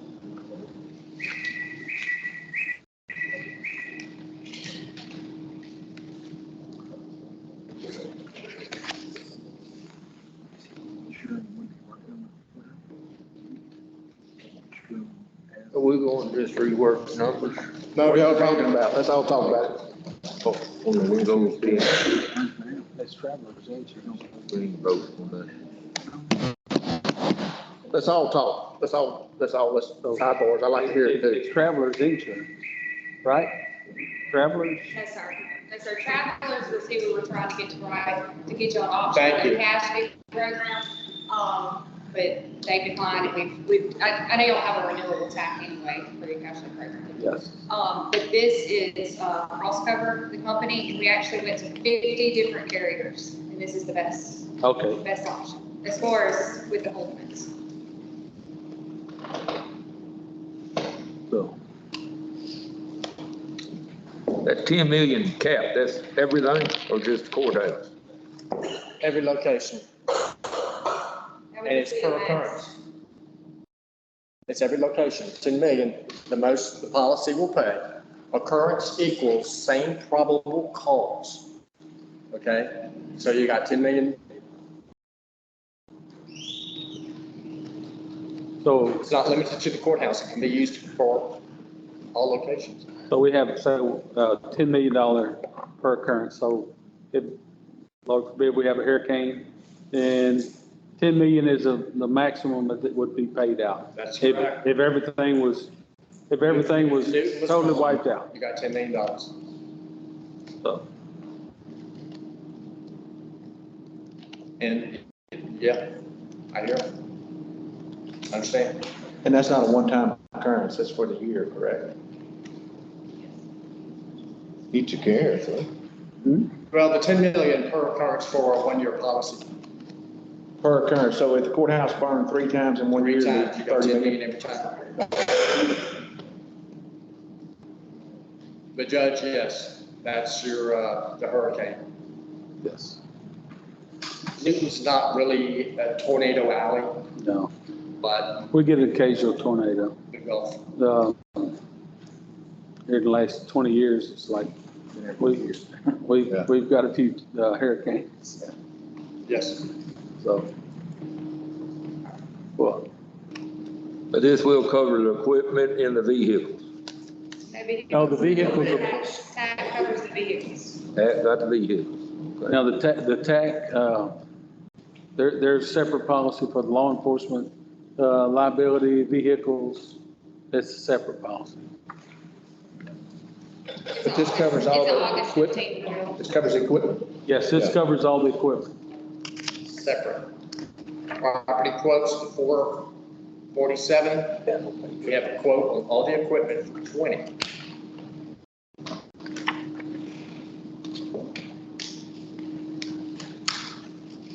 This is in your, you'll see it there when you get there. It's on page 5. It's on page 5. Yeah. So how much is this courthouse valued at? 9,800,000.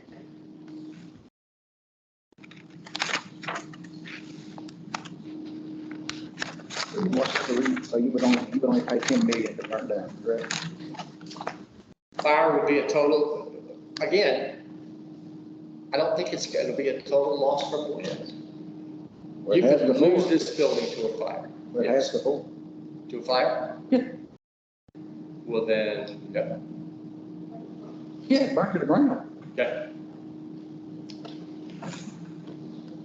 What year was that? 2000. Policy just went up. 2000? 2000. August 4th, 2000. August. So that's all the lost roads. We didn't have that in our road.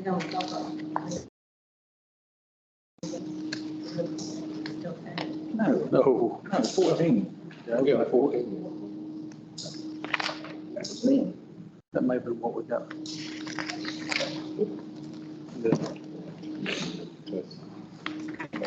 And now it's, no telling what it cost them. But see, it had to be built, the historical commission, it had to be built, since it's a historic building, it had to be built back to the original specs.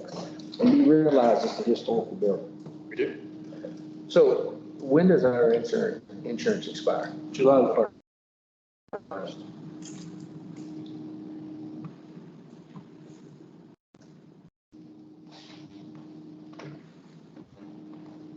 So,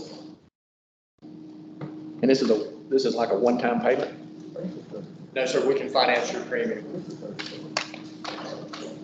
so I would like to see a premium based on the $10 million total cap. Yep. Keep the equipment, all the equipment insured, and basically cap it at 10 million. We'll show you the option. Okay. Can you tell us what date you need that by? You're in total. We have to prove it. You're in a building. Yeah, I'm asking you. I Well, know we only- last year it was, we had to do a couple different things, bring a different quote. That's good.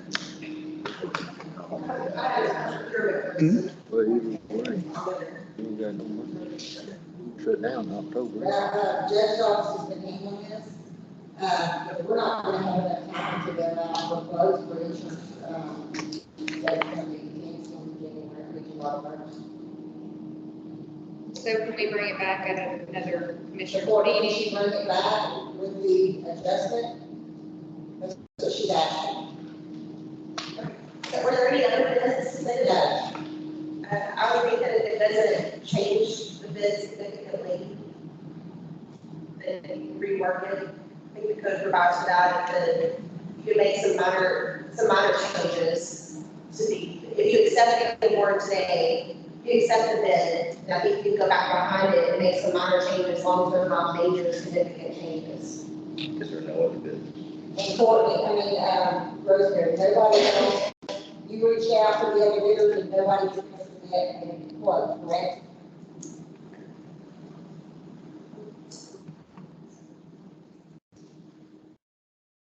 And for the record, Judge, you reached out to TAC Yes. several times and they are refusing to renew our insurance. Yes. On the property. Now, they will renew our, The insurance, and health insurance and vehicle. yes. But they're basically trying to get away from the property insurance. Why don't we respond to your office as soon as we do have the revised option? Would that suffice? Yes. Okay. So how long do you anticipate, 10 days, okay, I know the everything, latest. I know everything works slowly. Okay. We have a huge 7-1 book, so our marketing, our broker and our marketing department is super swamped with everything, but they've already requested it because we were trying Okay. to have it for y'all, but it didn't work out. So hopefully a week it's in the works. Okay. Sounds good. Thank y'all. Well, thank y'all for coming. Thank you. Thank you. So Courtney, do we need to, how do we need to do this? Do we need to accept their proposal? So the way that the code lays out is if you accept somebody's proposal, you can modify their proposal as long as it doesn't change it so significantly that if that had been the original RFP, somebody else might could have bid on it, if that makes sense. Kind of in a layman terms of how it's laid out is you can make some changes, but it can't be so material that another company said, well, if I'd have known that was gonna be the way, then I could have bid. So I don't know if that answers your question. Yeah, so we're only insuring 30% of what we originally put out there for bids. So then, no, so then another company might have said, Yeah. oh, I would have bid if it was only gonna be the courthouse, or only bid this. Yeah, I'll insure 10 million for 400,000 a year. Yeah. So in that case, I think you would need to rebid it if you're gonna have that significant of a change to it.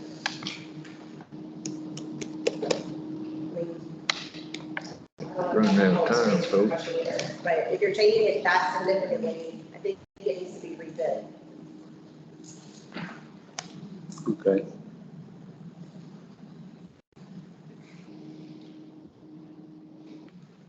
So we could definitely do that. We'll just, For bids, on Wednesday, as soon as you get the paper, that will be, still wouldn't come in until, the first week of July. Yeah, well, see. The insurance lapse. so we just have to roll the dice and hope no storms. And they may not give us a quote if you go. That's what I'm wondering, right, if your insurance lapse, is that going to affect? Good. Last year, TAG gave a little extension because there was the same problem going on. Right, and he's gonna be out of that several times. And they're not gonna do an They extension. sent a letter back in February, that's how long we sent this out.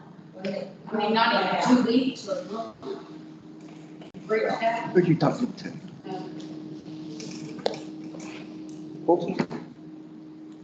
Was it Nellie Cano? Nellie Cano? The insurance? It was, well, they, it was a decision of, yeah, their board. It was a board decision.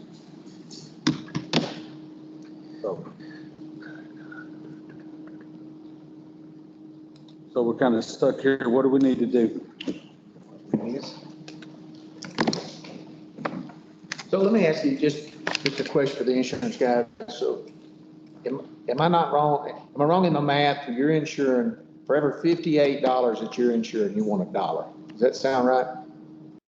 If you're insured, if you're saying I want 447,000 for $26 million worth of insurance, for every $58, you're asking for $1 in insurance coverage. I had to back that up with the calculator, but it sounded like you've done it. We have $1.55 rate. You take 26 million divided by 100, you multiply times the rate. So you're getting $1.55 per $100 of value. $1, I'm charging you $1.50 for every $1. So how does that compare to in the insurance market? Is that high? Is that standard or? It's high. We do have the wind exposure here. Property market today is incredibly distressed, very, very, very hard. We do a large amount of our book, cities, municipalities, school boards. These guys have large property portfolios, and the renewals are just horrendous. It is very hard market. Okay, and when you move up, we're in the Alexandria, Louisiana office, and you get off our coastal areas, then you get into our non-wind storms, tornadoes. So it's a hard market for northern Louisiana as well.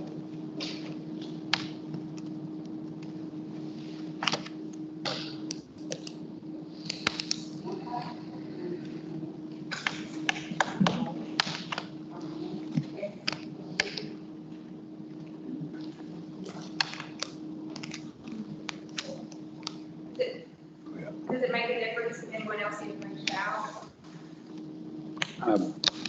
This is a new one on me, so I'm not really sure. So are y'all saying we have to go back out for bid on it? Yeah, because you've got 26, now you get 10. Yeah. I would think so. So Courtney, help us out. The only way we don't have to go out for bids is if we change that upper limit closer to 26, make it less as significant of a change, or adopt it or receive it at 447. Take it as it is. Yes. And you're thinking that the underwriters are, I mean, they know you're not going to hit a 27 million mark. They already anticipate doing a whole lot less than that as a total one-time occurrence. So you're saying you're going to go from 447 down to the upper 300s if you go back out? Again, it's not going to be cut in half, because claims are your first dollars, but it will be lower. I'm 50, 60, 70,000 in premium savings, 50,000. It's something. If you think that you would be obligated to rebid with a $10 million stop loss, you want to call it 15. You want to go to 17.5.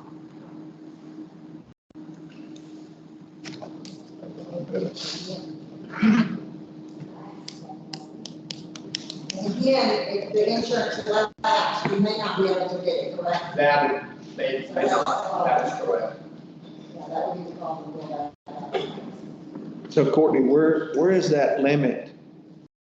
Where's that limit where you'd say that's not a significant enough change to go back out for bids? I think that's gonna be interpretation. I mean, are you asking for my opinion on what it would be? Yes. I would think that it's gonna be whatever the reasonable person would think it would be. Good answer. That was a good answer. Good answer. All right, y'all gonna have to make your mind up. It went out to proposal for X amount of dollars. Only one bidder came back and said, here's the proposal, but we have an alternative. Every other agent had the same opportunity. So it's presented to the court, and their best choices is here. Basically, y'all have already,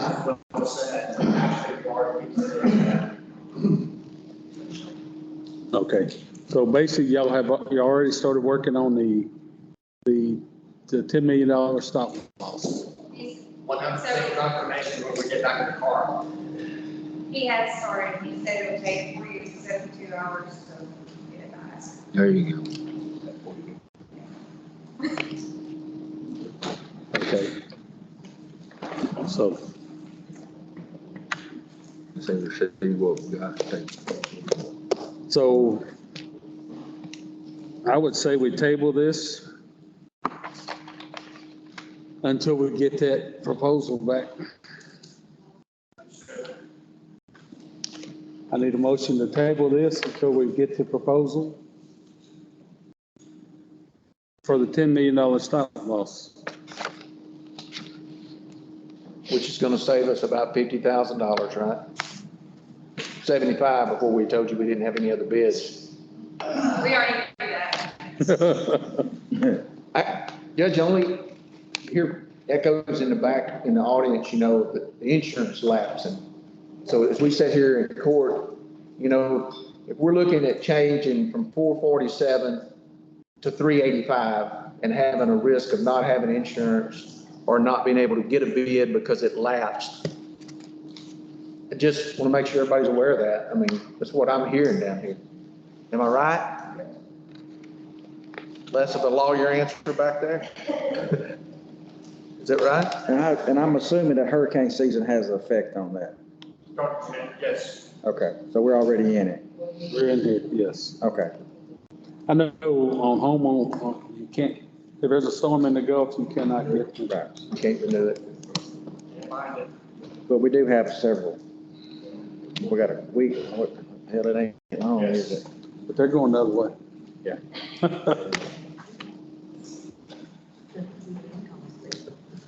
What do you want to do, bro? You know, and we can call a special as soon as we get the proposal back, bid back, and we can discuss it then. So I'd say we table this till we get further info. How many days you got? Today's the 13th, you got basically 17 days. 17, 18 days. Say we accept it, but don't make the changes. And that's like, leave it, didn't change. Have no other bidders. Throw a proposal out. Can you give us a price if we tell you to cap it at 10 right now? What, sir? Could we get a price if you capped it at 10 right now? I. Is that even legal? No. No, he can't tell you anyway. You get his opinion. He can't tell you. I think prove it, then We cap look it. at the original quote we got, the original quote was for 600,000, and let me see what it was for 2 million, if it was broke out.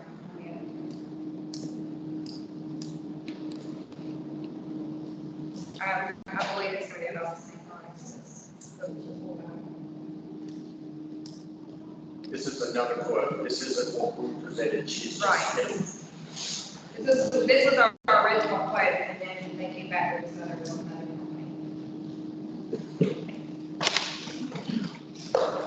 And we've done a thorough investigation on handing out RFQ. We did our due diligence, right? Yes.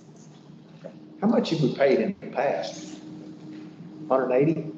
But, last year we paid $98,000 in tax commissions. Yeah, that's what we paid them for this year, right here. This year. For your prop, we have an invoice of 177 last year. Well, we Plus, paid as far as out of our system, we paid, that was auto though. Your auto was 76. Yeah, we pulled up our invoices before we came. this is 176 plus the extension last year was like 20 something. $10,500.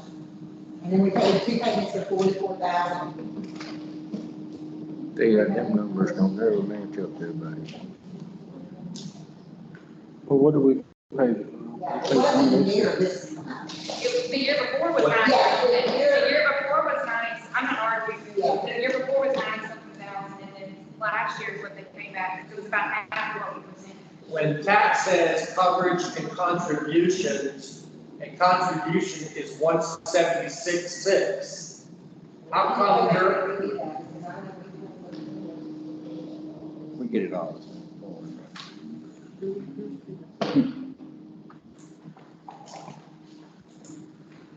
I'm gonna make the motion that we accept the proposal and let them adjust it and to come back to you to make sure it's adjusted correctly. I do not want to be hung out here. Right, me neither. Because we all know that it's here on us. Yes. It depends for this. Perhaps. The only thing about so we're talking about giving up $13 million, potentially $16 million coverage for $50,000. That ain't good business. No. So I'm, make the motion to, if you would, amend your motion to accept it at 447. And then we got time between now and next year to prove that we deserve a lower premium by less. Would you? Yes, I would. That's what I want to do, start. Okay, we'll do it. Can you amend it? Yeah, we can. I'll look with me, please, in my language on this letter. And it's the very first page. Just for the record, we didn't get to review this. No. No, we did not. Okay, I'm looking. Okay, I do say that 447 is an estimate, okay? If that comes in at 452, it comes in at 452. If it comes in at 438, it comes in at 438. 447. Okay, that's taking the current rate divided by the 100, multiplying it times the higher value, and applying the 4.66 additional charges. That's. Okay? What's your motion, Mr. Palmer? What was it?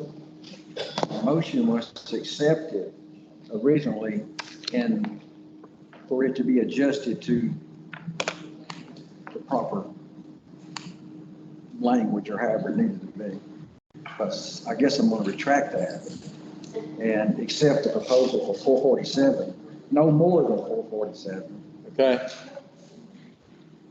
With some adjustments to be brought back to us before our insurance relapse. Okay, look, I got you.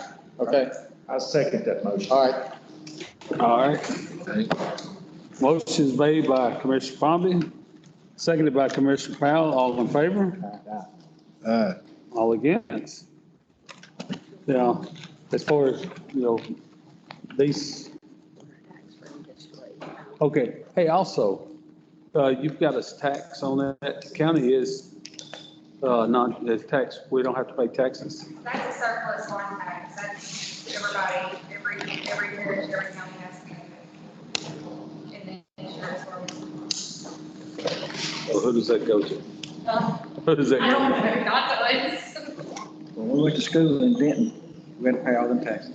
See what, this is a surplus, so there's no getting there, like in states that are writing insurance and pretty much we say, well, I gave it to Texas and Louisiana, so we have to go out, we have to go like to London and all these different markets and so then they have on that surplus. Okay. All right. All right. All right, and, did we vote on that? We did. Yeah. Okay. We did. Yeah, we did. We did. Okay, I'm, Over zero. hey, now, this came in Friday, is reason. So, that's the reason, I wasn't knocking the judge. I just don't want nobody here to think we didn't do our homework. yeah, this, okay, I see y'all. All right, thanks, Steve. All right. All right, item number 10, it was a selection of bids to sell the 2022 Peterbilt model.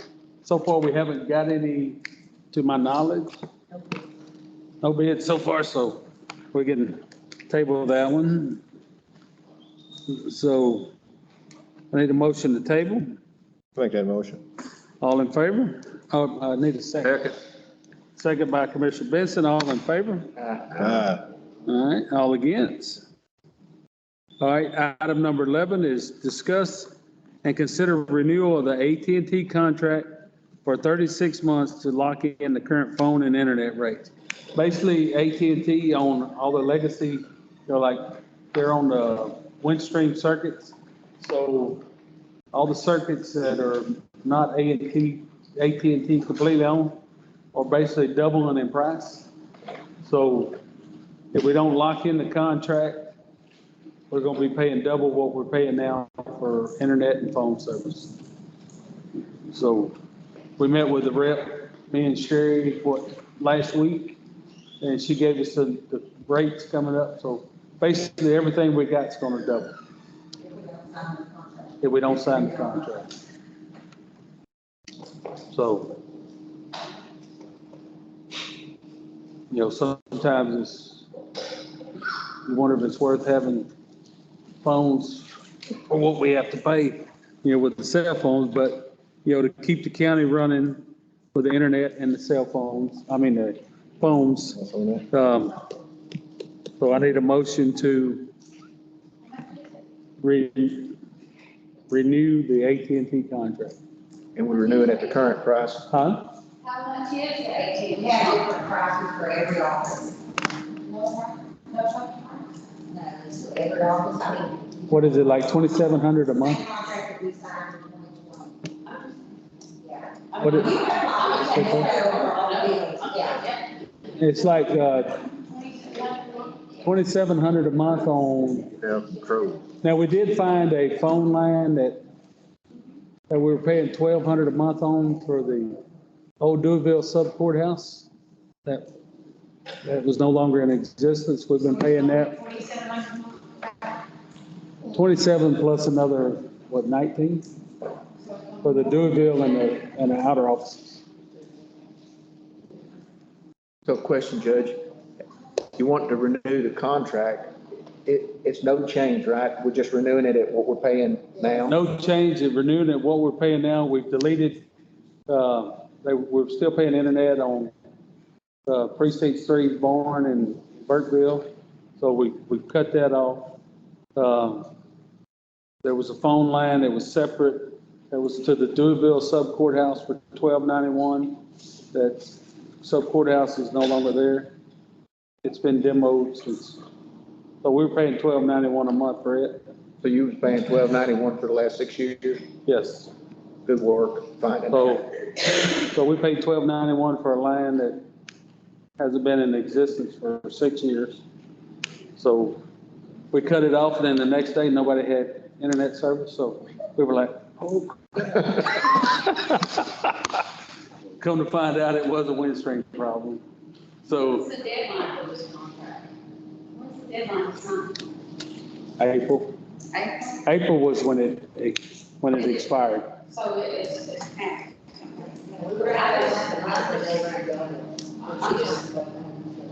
I make a motion that we go ahead and sign the contract. Well, basically, it's the same price we're paying now. Now, we do, the History Center has Windstream, and they're paying for the same gig of data, $200 a month more than what it's the History Center and the library. So we're looking at converting them back over to AT&T for another 200 in savings on that. So for the same Windstream, for the same gig, for the History Center and the library, is $200 more a month than what AT&T is. So, and y'all are down a lot with Windstream. Seems like. I'll second Commissioner Benson's motion. All right. Motion made by Commissioner Benson, second by Commissioner Powell. All in favor? Aye. All against? All right, item number 12, discussing if appropriate, extend the COVID-19 disaster declaration until July 11th, 2023. Make that motion. All right.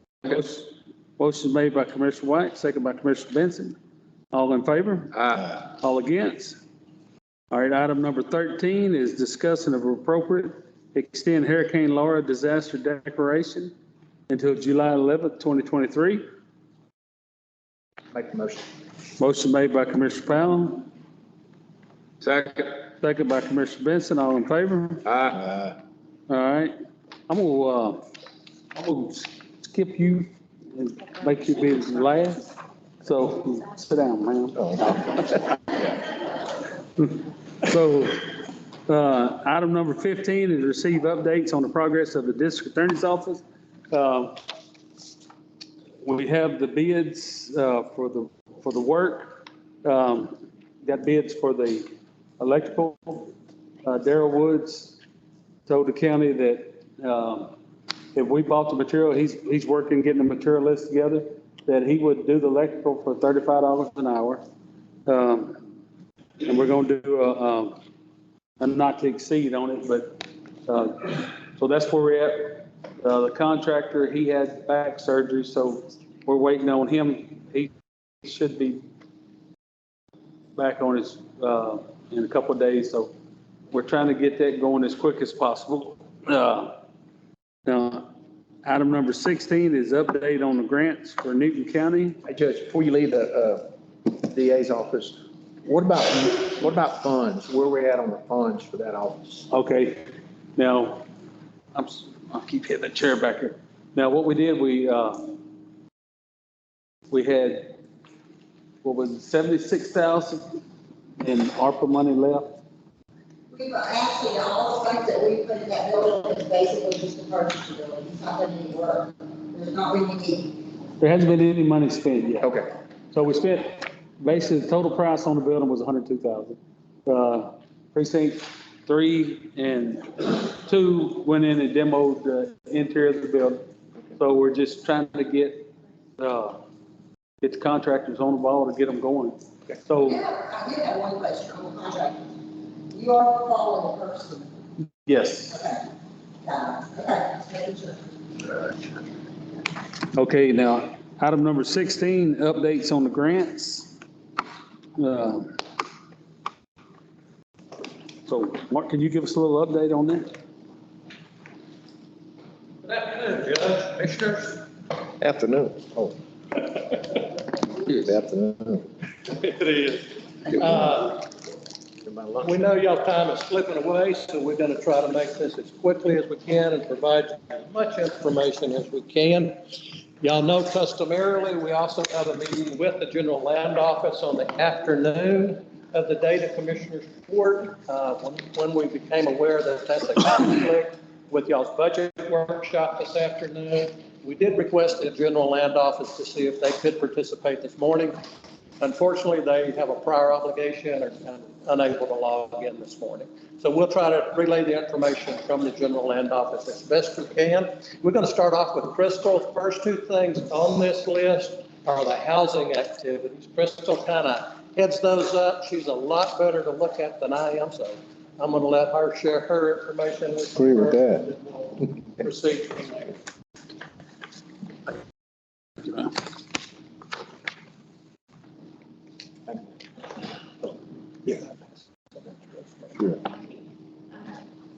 So under the 2016 housing program, there is a reconstruction, rehabilitation portion of the housing grant, and there's also a buyout element in there. So we have served 32 homeowners under the reconstruct rehabilitation part of that, and so far we've closed on 7 homes under the buyout portion. Where we are on those right now is the last one that was purchased back in April has been demolished. The last pictures that I saw, I think from last week, was the demolition was done, and they still have some graders out there to help with drainage, and they're going to be planting some grass to help with erosion and things like that. We do have 2 more projects under the 2016 that is still pending. I don't know where we are on those. They got caught in a kind of a tough spot. The GLO has reviewed all their documentation as far as offer letter acceptance, all of that kind of stuff, their appraisals. They've obligated the money so that it's there, ready to draw. However, by the time that was in place, we felt like we were a little bit too close to the end of the contract, which it expires in June. So we wanted to make sure that new extension, or an extension request is in place. Don't feel like there's going to be any reason for it to get extended through the end of November, but just to be on that cautious side of everything, we wanted to make sure that we have time to purchase the house, demolish the house, get the builder reimbursed and all that kind of stuff. So as soon as we get that new contract, we'll be able to finish up with those last 2 under the 2016. As far as Before we move away from there. Okay. So the Shepherd House, you know, we talked a lot about demos and all those things. This buyout, it doesn't require a monitor, is that correct? Does it require a demolition certificate? It does not. But we're in compliance with all of the demo and everything to do with that on the timeline? Yes, sir. Okay. And as Crystal said, and there again, we did discuss this with the judge, we're not going to knowingly put you in a position where you're in the river. We're not sure if you're going to be able to swim the other side. So on the final 2 projects, we have put those on hold at this point in time until y'all actually have that contract extension in hand. Just a little bit more on that real quickly. We were going to request a 3-month extension on that. GLO came back and said, go ahead and request it through the end of the year while you're requesting. That's what we submitted the request for. They came back after that and they said, what about going through the end of November? If you go through the end of November, basically we've got to go through 1 step before we approve the extension. If you go through the end of the year, we've got 4 steps we've got to go through. So they did reach back out to the county. The county did send that letter back on the 6th of this month saying, yes, we're good with extending it to the end of November rather than the end of December. Sorry, Crystal. Okay. So under the Harvey buyout, so far, there's been 4 applications in some periods over the last couple of years. We have received an extension extensive outreach. 63 applications have been received. So far, 36 of those have either withdrawn or not eligible. So we're still working with 27 applications right now. I've got listed 14 under GLO review. We did talk to GLO. She said all of them have been reviewed. The next step is that she'll either change them to approved so that we can go ahead with the appraisal and title search part of the process, or if she just happened to find some errors or some things that needed to be updated, then she'll send out what's called a request for information and whatever T or didn't get crossed or I didn't get dotted, we'll fix that, and then hopefully those should be approved so that we can move forward with those. Right now, we have 4 that have been approved. The appraisals have been ordered back in April. I reached out to Mr. Coker yesterday, but from her appraisals did not get a response. So I will keep following up with him. We're ready to do our best. Out of the last application intake, we received 10. We're still reviewing 6 of those for eligibility. I think 2 of them withdrew or they didn't end up sending in documentation. And then we have 4 of those that were still kind of looking to see whether or not they're eligible and gathering documentation and doing environmental stuff. And those are listed there for you. Questions about the housing part of it?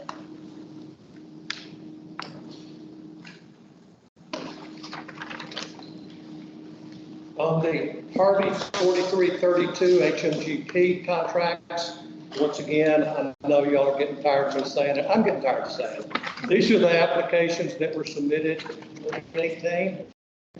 3 of these 5 applications, or 3 of these 5 grants that have been funded are still in play. We have reached out to Texas Division of Emergency Management, who requested an update on this. They did say that at this point in time, they are all in FEMA's hands, still pending FEMA's sign off. We have requested a meeting with them. There was initially a meeting scheduled for last Thursday. There was a conflict on that meeting.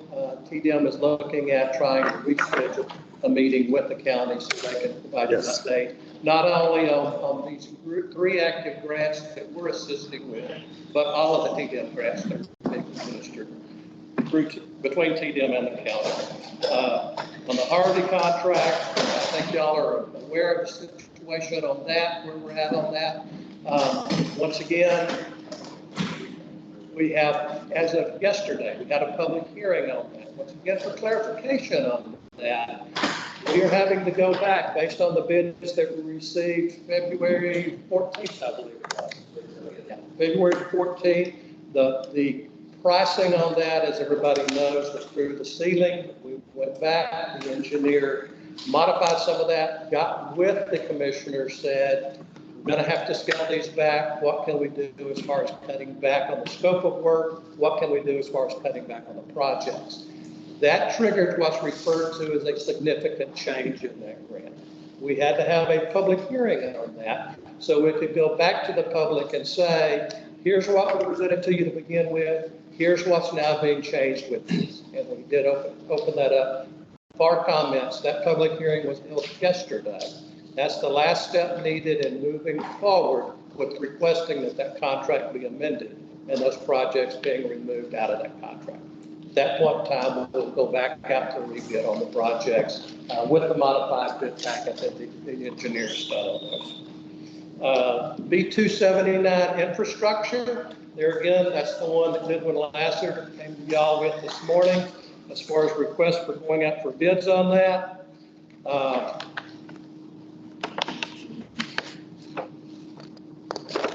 That contract, as everybody knows, ends the end of August. Once again, I was hoping that the General Land Office could participate, speak directly to that. I did reach out to them earlier today while the discussions were going on. Just a quick summary of that conversation. Once again, folks, this is what has been told to me. This is not in writing. This is not a contract extension. Please be aware of that. I reached out to the coordinator. and said, I know you can't make any guarantees, but what are the chances of getting an extension request extended to June the 30th, 2024? Her reply was, as long as your schedule budgeted the extra months reasonably, as it did, it's very likely. So take that for what it's worth, but I did want to convey that information to y'all from the GLO. At this point in time, they're saying it's very likely that that contract extension to extend through the end of June next year would be approved.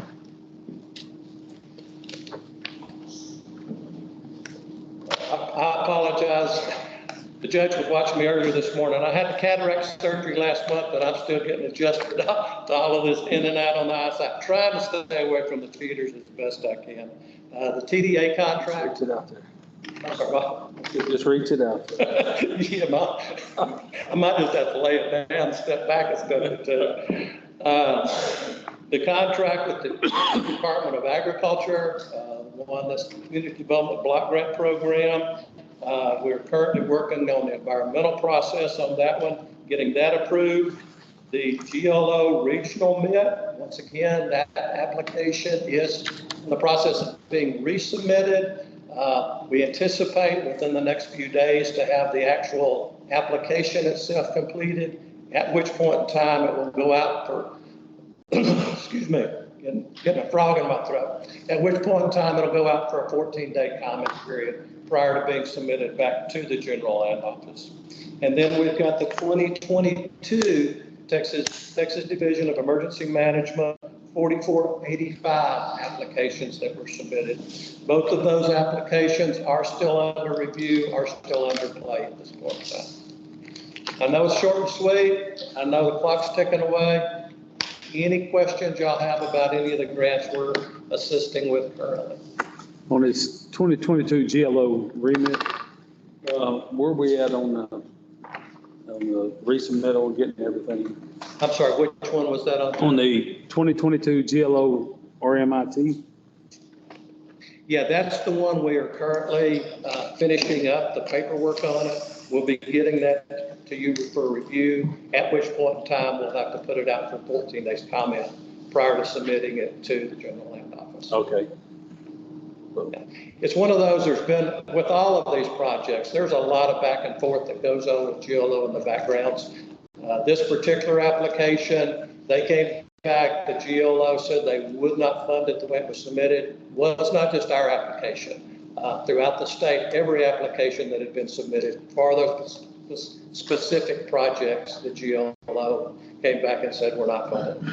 So we are redoing it. We're doing it to hopefully to satisfy the GLO with the request at this point in time. We're resubmitting it under their guidance. Okay.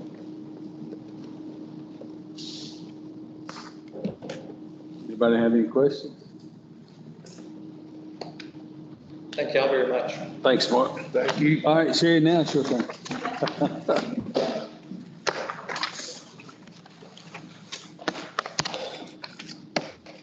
Okay, scheduled bills. General fund, $210,650.61. Commissioner Special Precinct 1, $7,960.55. Commissioner Special Precinct 2, $25,650.66. Commissioner Special Precinct 3, $3,320.45. Commissioner Special Precinct 4, $126,092.88. Record Preservation, $802.12. Lateral Road, Precinct 4, $46,098.54. Solid Waste Disposal, $8,494.34. Newton County Library, $285.78. Historical Operating, $404.51. Hazard Mitigation Grant, $7,965.49. And grants, $1,891.95. For a total of all funds, $439,670.88. Questions? Just a comment there on precinct 4, for the audience. year end on the stream. That 126 included a purchase of $109,568.50 for excavator for precinct 4. The $46,000 in the lateral road was for resurfacing of the road. So precinct 4, for that $440,000, made $160. So